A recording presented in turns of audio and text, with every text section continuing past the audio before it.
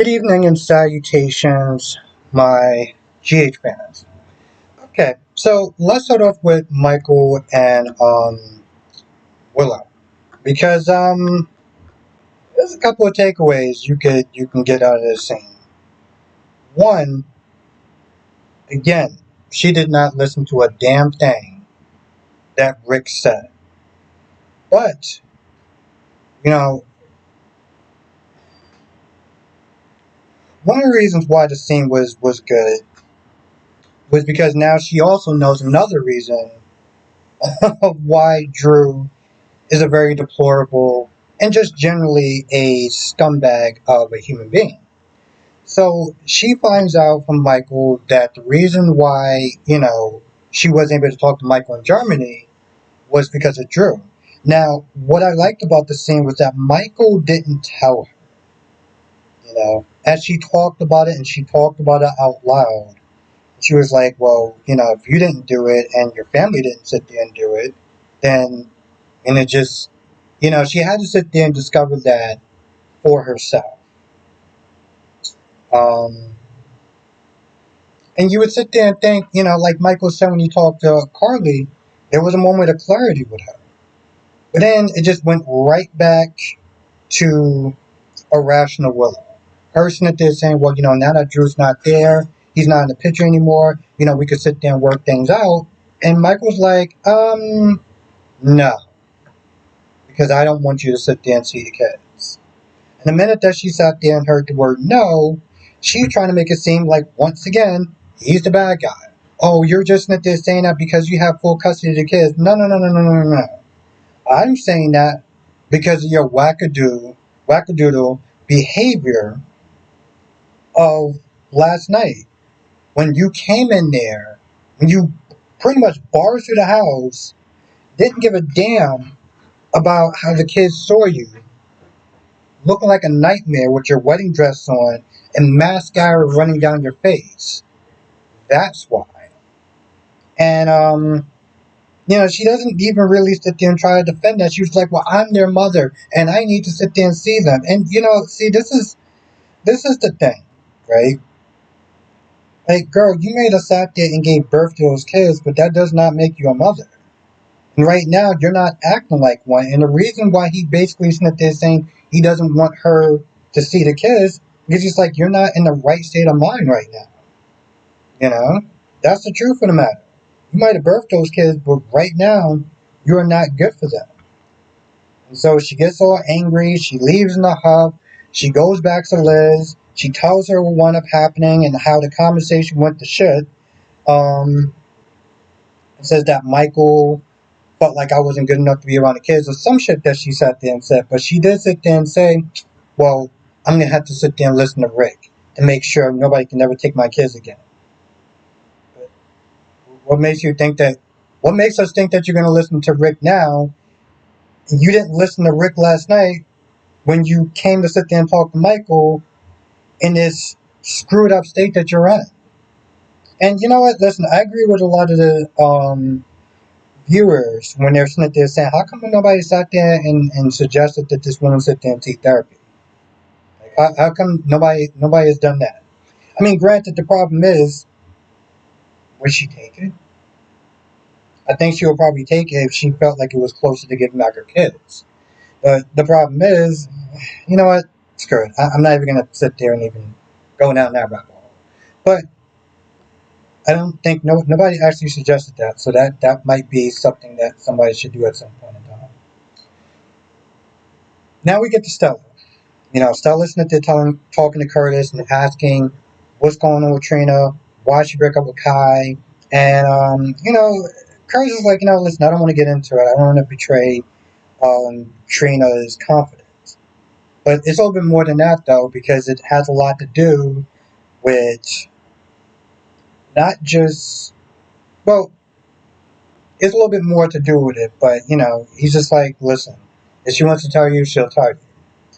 And so I was like, okay, fine. But then she just starts harping on and on and on and on. Like, they're perfect together. I don't understand why they broke up and this, that, and third. And I'm kind of just like, young people break up all the time.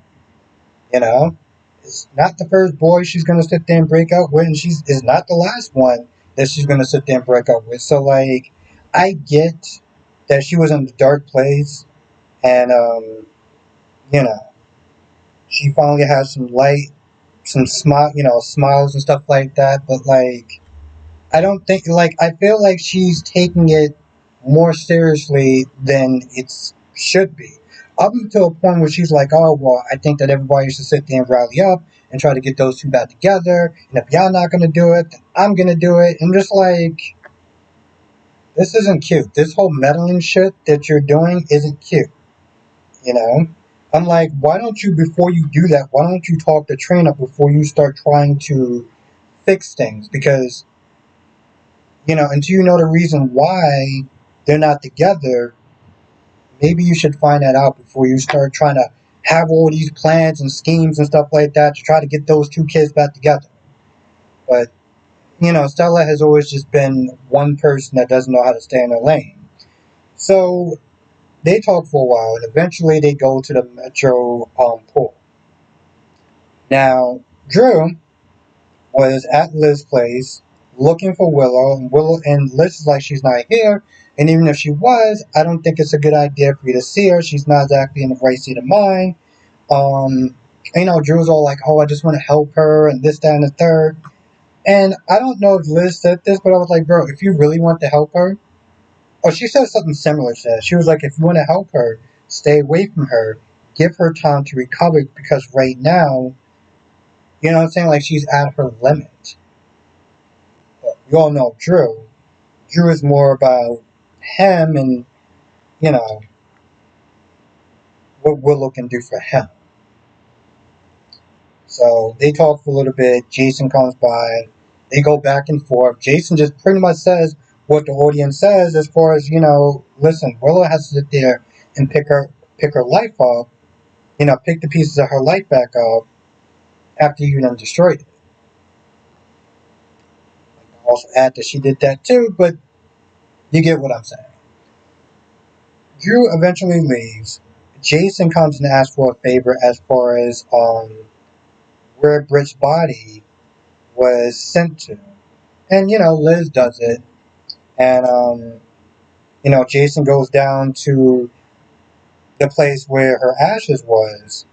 When she talks to one of the secretaries, she notices that there's a discrepancy with them following the time when all this stuff happened and her leaving and stuff. And so she's like, this is a little kind of odd. Right then and there, that was pretty much enough hope for Jason to try to find out what Brit is.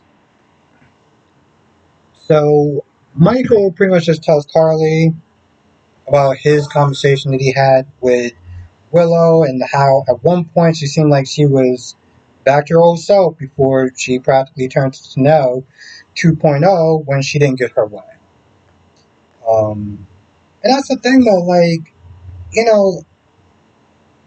I forgot to sit there and add this. There's a point where Michael's like, listen, you terrified the kids. Did you not sit there and see how you look when you walk in there? Your state of mind, you being all frantic and everything. And it just blew right past her. And she's still talking about, I'm their mother and this, that, and the third. I'm like, girl, there's no judge in the world to sit there and give you custody of those kids. Even visitation right now. Because you are just not there, you know? But of course, Willow's not there thinking about what she wants, not really about what the kids want.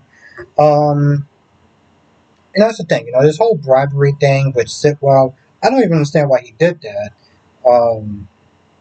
And unfortunately, with that being said, there's a good chance that once everything is found out, those kids might be going back to Willow or at least giving visitation. And that is probably the worst scenario that could possibly happen. Now Drew does sit there and see Curtis and Stella. And, he walks up to them, he talks to Curtis, and he's like, listen, I need to sit there and let's have a truce, okay? Because I'm tired of everybody coming at my neck. I have too many enemies, too many haters or whatever. And let's just call it a truce. And, Curtis is like, listen, we can do that, but you gotta, and over the blackmail first. And he was like, I consider it. But then he goes back to his lawyer, Martin, and is like, yeah, I'm not actually going to give a truth. I'm just playing the long game. Because I guess you could sit there and try to use the blackmail for something much bigger. The problem is when Portia sits there and turns herself in, that blackmail is gone. It is just done. So whatever this long game that he has going on, it's the clock is ticking on that.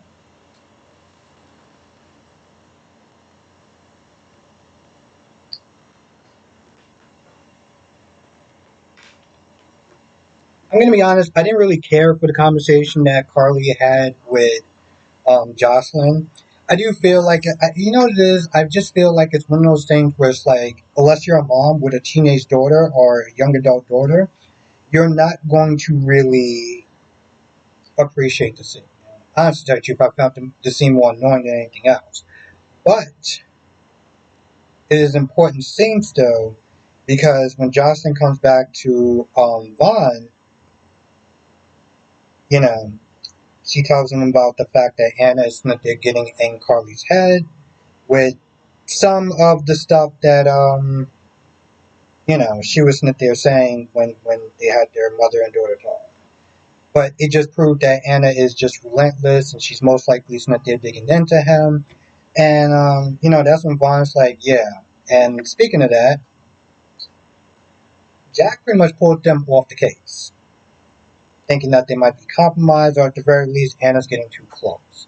So it's like, let's just sit there and stop this now before this whole operation falls apart. Also, the tracker did come back on. It was off for a couple of hours, and then it came back on. So now it got them kind of, guessing like, oh, did they find the tracker? Are they sitting there luring us into a false sense of security? What's the deal with that? This conversation with Dante and Anna, I felt like they had this conversation before. I could have swore they did. I don't know if they did or not. I mean, Anna's not there starting off with a hectic morning while she's trying to get work done. The dog is not there barking. Emma and Geo are wondering who walked the dog. Which, by the way, after she calms everyone down, she lets us know that they're not even supposed to even be having dogs in the apartment. So they can wind up getting the boot if that dog starts making a lot of noise and causing a commotion. And that's when Dante comes in. Dante and Gio have a very awkward conversation before Gio leaves to go to work. And Dante is just all over the place. He's not there trying to navigate this relationship with Gio. Also have to sit there and deal with Rocco and the questions from Liesel and trying to calm Lulu down, and he's having a lot of plate spinning, as they say. Um, but then once he starts talking about that, Anna kind of debriefs him more about Emma, her involvement, their arrest and everything like that. But I feel like she had that conversation. She had that conversation about why Emma's doing what she's doing. Um, and just her concerns and hoping that she doesn't get caught up in this whole mess on her quest for justice. And, just telling him, oh, well, I just want to thank you for, you're not just blowing me off like I'm just an overprotective grandmother. But we had this conversation. I could have swore we had this conversation. I could have swore that Anna told him the exact same stuff about Emma, the arrest, the connections. Um, also talked about the woman, the the woman that Jocelyn put the tracker on. She made a pit stop to Metro Court Hotel where Jack is at, and that's pretty much about it. So it's pretty much just a debriefing at that point. What else happened?